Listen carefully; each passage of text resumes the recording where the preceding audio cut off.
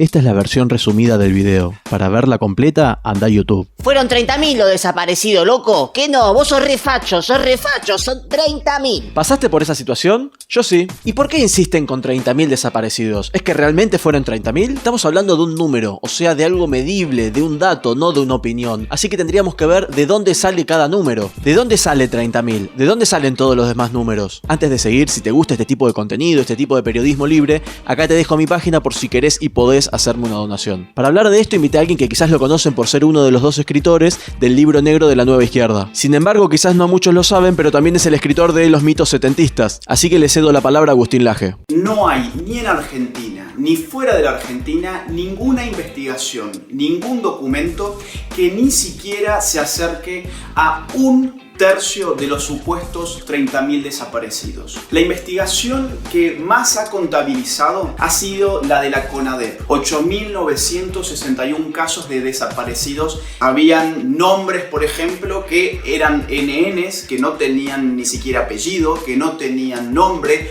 o que se habían registrado simplemente con un apodo. Se empezaron a encontrar personas en ese listado muy famosas que, sin embargo, por ejemplo, ocupaban funciones públicas en Argentina. Entonces había que revisar ese listado porque era evidente que las cosas no se habían hecho del todo bien. Esto lo viene a hacer Néstor Kirchner con la Secretaría de los Derechos Humanos, revisa el listado y llega a la conclusión que en verdad el número desciende a 7.089 casos. Si nos circunscribimos simplemente al último gobierno militar y dejamos de lado el gobierno peronista anterior, la cifra todavía es menor. La cifra es de 6.447 casos. Estamos muy lejos, como ustedes verán, de los famosos 30.000 que ahora van a intentar hacer una ley para obligarnos a que repitamos como loros 30.000, 30.000, 30.000 y compramos un verso que ni siquiera el propio Estado tiene cómo confirmarlo. En los 80 han habido otras investigaciones que se han hecho por fuera de la Argentina que también arrojan otros números que son interesantes. Por ejemplo, Amnistía Internacional ha recopilado datos por 4.000 casos de desaparecidos durante el último gobierno de facto en la Argentina. La Asamblea Permanente de los Derechos Humanos ha llegado a un listado de 5.780 casos en la Argentina. La Corte Interamericana de los Derechos Humanos llegó a un listado de 5.580 casos y, por ejemplo, el grupo europeo Fahrenheit ha recopilado casos por 6.936. Vamos al registro de los fallecidos de la ley 24.411. Prevé desde el año 2004 la reparación, la indemnización a los familiares de los desaparecidos. Allí se han contabilizado 7.500 casos. En ese momento, año 2004, la reparación era de hasta 245.000 pesos. Eran más o menos $85.000. ¿Vos creés que si en la Argentina hubieran existido 30.000 desaparecidos, no tendríamos 30.000 casos de personas queriendo cobrar $85.000 que te da el Estado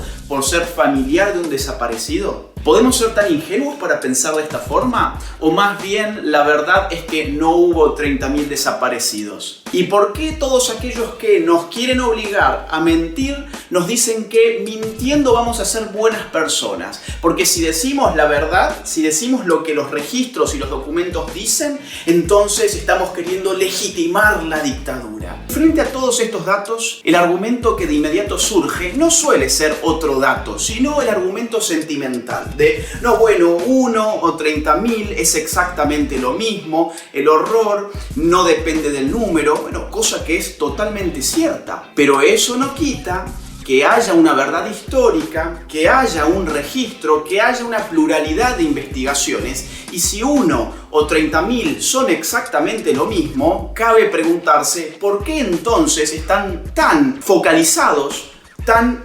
obsesionados con mentir con el número. ¿Por qué no podemos decir la verdad? ¿Por qué se nos quiere obligar a mentir? ¿Por qué hay tanta fijación con que repitamos un número que no tiene ningún fundamento documental o investigativo? Evidentemente, ese número no cumple una función en el marco de reconstruir la historia con cierta objetividad, sino que cumple el papel de un eslogan político. Los 30.000 desaparecidos no son verdad histórica, son simplemente marketing político ideológico. ¿No te parece acaso que es una falta de respeto para con los propios desaparecidos?